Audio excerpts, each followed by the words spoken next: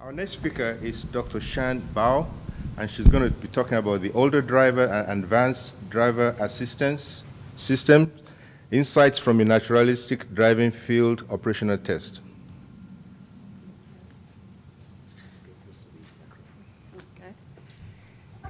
Thank you for the great introduction. So good morning. It's my great pleasure to be here to share our study with you.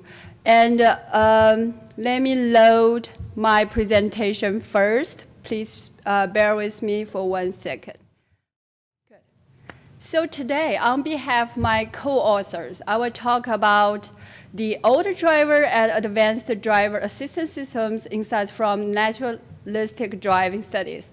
A little bit different from what John has introduced because I'm trying to be ambitious here. I added some more data analysis and results here.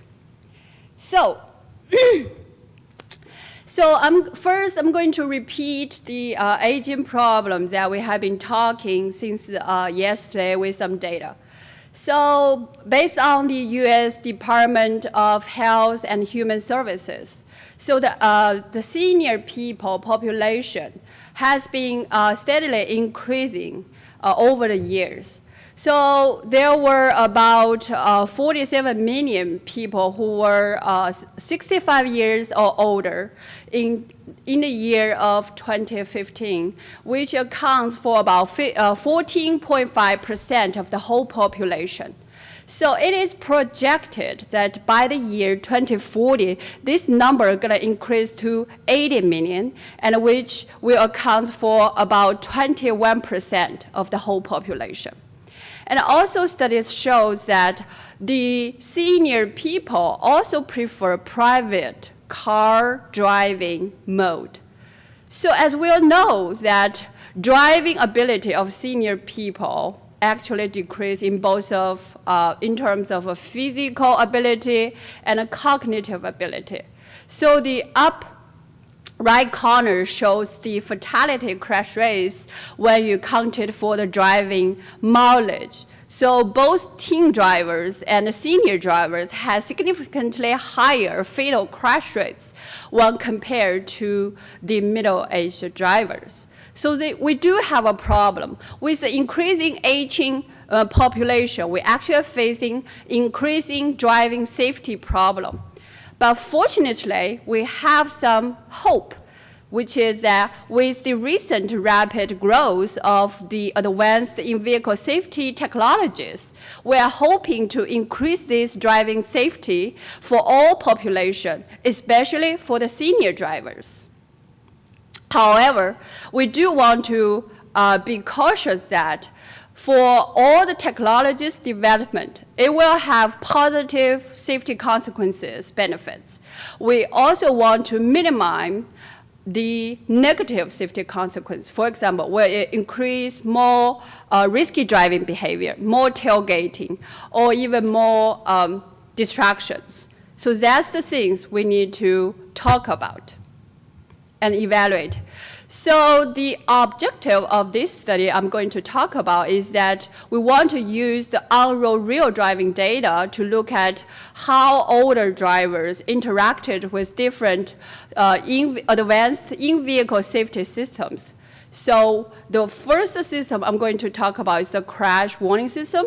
The second one is about connected vehicle technologies. So two naturalistic driving study data sets I'm going to talk about, actually, which were used in our data analysis. Good. So I just verbally talk about we are facing the driving safety problem for senior drivers. So I also want to show you visually about what that means. So following, I'm going to show you two video clips that both from our previous driving data that were driven by two senior drivers. So they were both attending to the road, but because of some problems, the one ended up with a crash, the other ended up with a near crash. So for this one, actually ended up with a crash. So this driver was driving during the daytime, and he was driving through an intersection, see? So this is a crash, rear-end crash. So he was attending to the road. His eyes was on the road, and also he was applying the brake. But just because of the misjudgment of the gap, he applied the brake at a later time.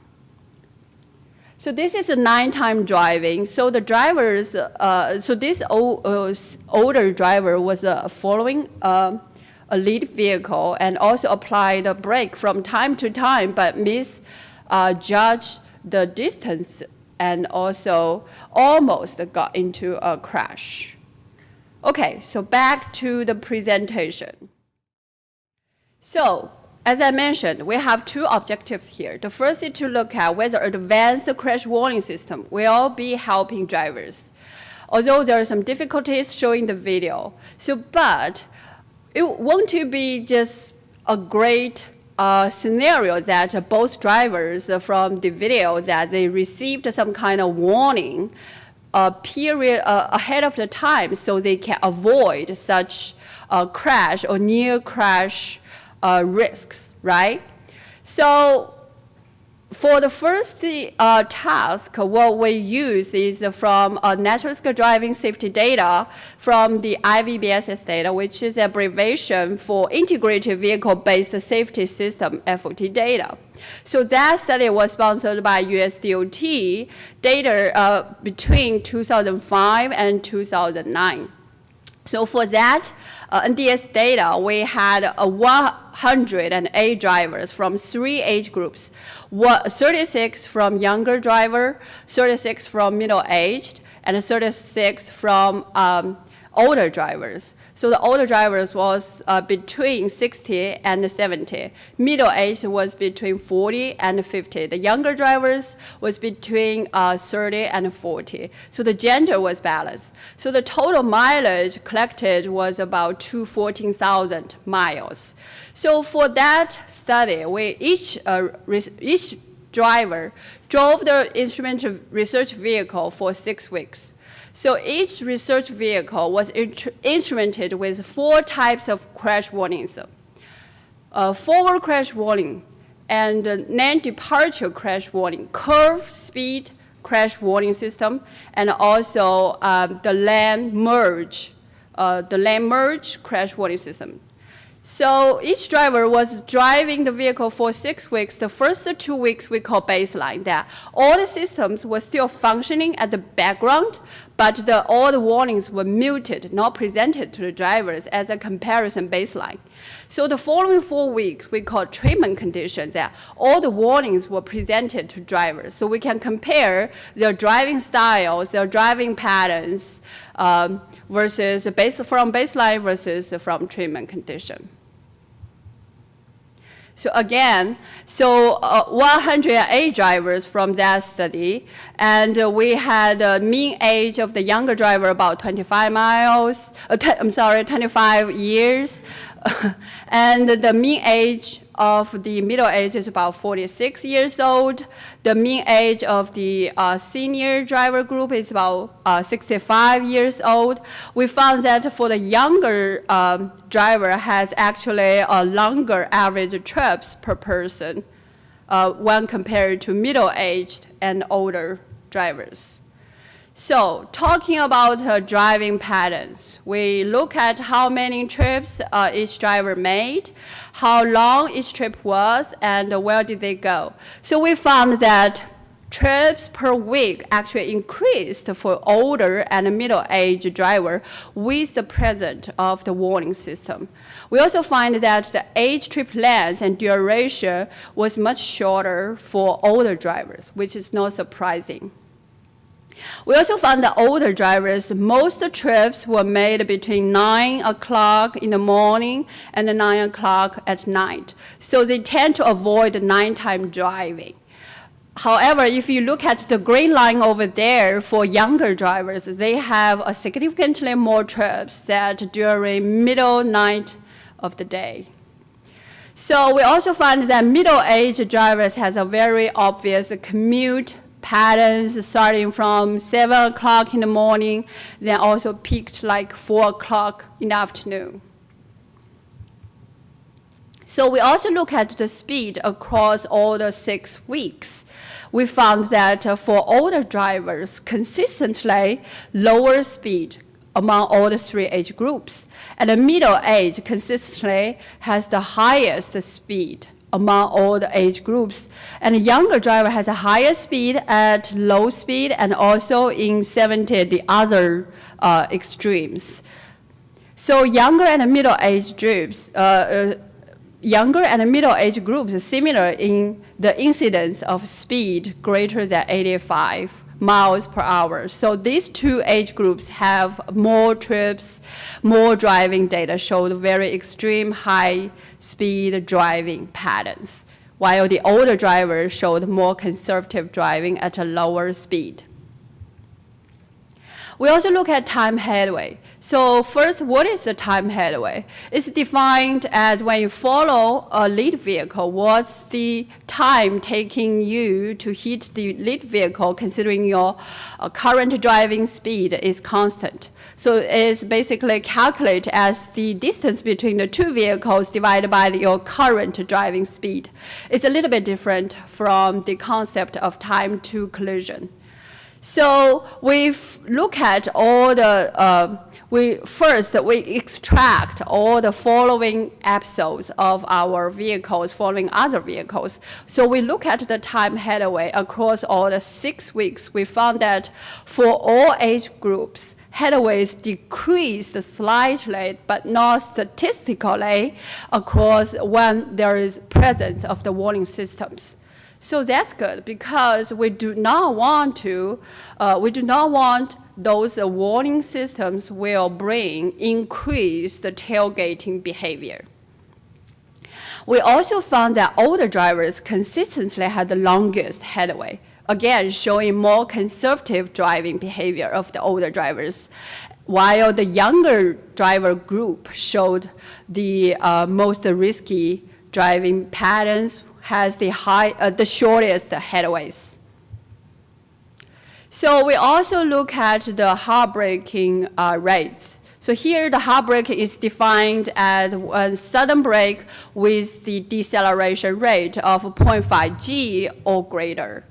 So totally we found that older drivers has the lowest rate of the heartbreaking events consistently. Again, showing a more conservative drive patterns of this age group. We also found heartbreaking decreased for all groups with the warning systems present, which is good news, because we do want to increase the positive safety benefits for all the drivers. We also found that heartbreaking rate actually lower at night, especially for older drivers. So the second question we are trying to address is that is their driving behavior styles change with the connected vehicle technologies. So the data set we use is from the Safety Pilot model deployment, which is the largest connected vehicle FOT led by UMTRI, sponsored by the US DOT. So in that that study was conducted and data was connected from August 2012 to April 2015. So it's about 3 years of data collection effort. So we had over 2,800 vehicles, including passenger vehicles, trucks, motorcycles, buses, and we have also 1 connected bike. So totally, we collected about 35 million miles, equaling to 1.2 million hours of driving. So if you are in the field of doing research of the naturalistic driving study, you will be very familiar with the SHARP2 data. So SHARP2 data actually contains about 34 million of mileage. Actually, our Safety Pilot data is about 35 million miles. Very impressive, right?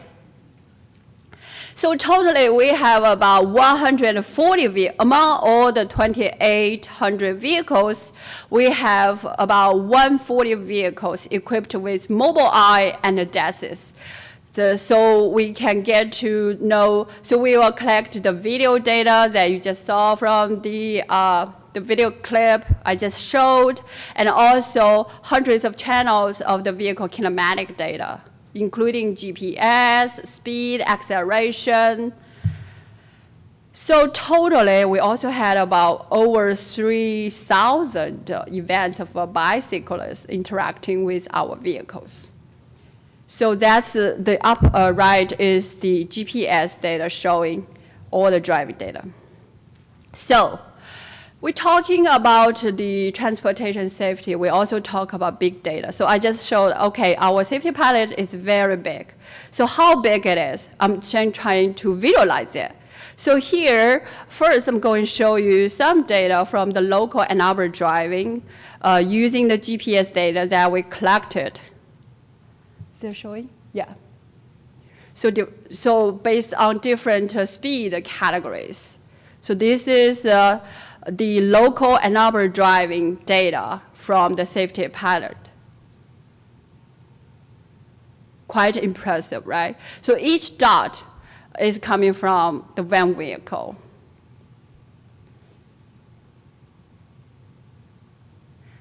Next, I'm going to show you in terms of more nationally wide, the safety palette data show you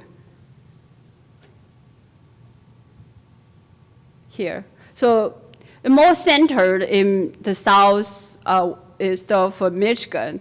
However, it does go beyond different states. Oops. Is it showing? Okay. So we have a lot of data, so that is a good thing. So we can use all this data to study all kinds of behavior. So for this particular study, what we did is also we followed excuse me, the analysis using the IVBSS data. We look at the time headway when our vehicle is following other vehicles, whether that time headway will be changing with the connected vehicle technologies.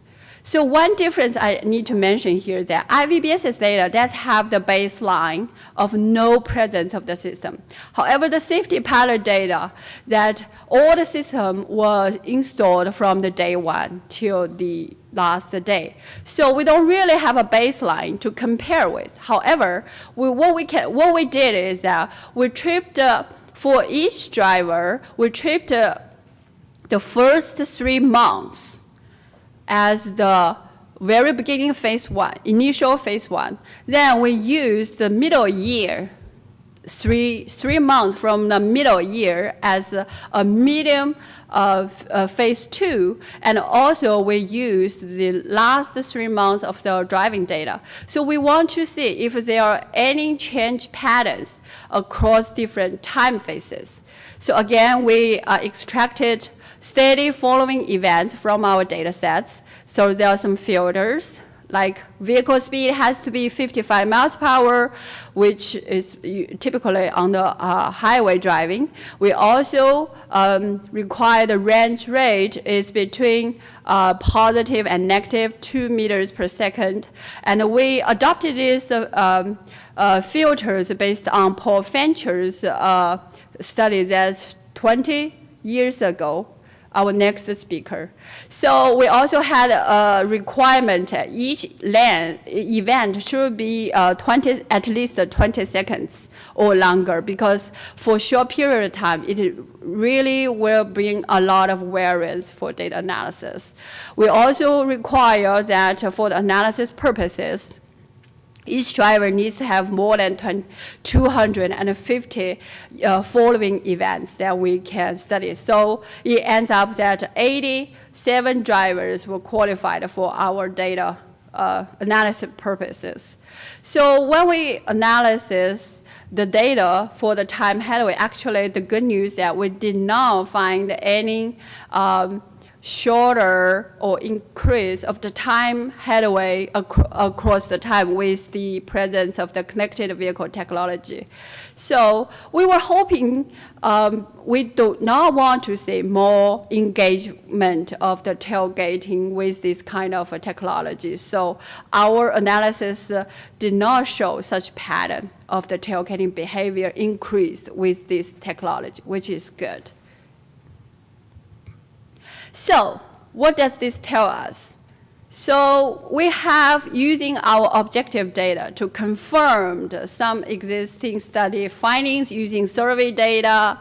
So we found that older drivers tend to avoid nighttime driving, they tend to drive shorter trips, and also they tend to have less braking events, especially at nighttime driving. We also found that they tend to drive at a lower speed and a longer headway, just as I pointed. So what's new about our study? So we found that the advanced safety system did help the older drivers in some ways, especially like FCW, that, and also the speed on curves, we found that lower instance of the unsafe events. We also found that lane keeping is more of a problem for older drivers. So hopefully the automated driving functions can address that problem. We found that the older drivers tend to have a little bit slightly shorter headway when there is a presence of the FCW, but it's not statistically significant. We also find overall, so total system can help older drivers when they drive on the relatively higher posted speed limit, like a main surface road or highways.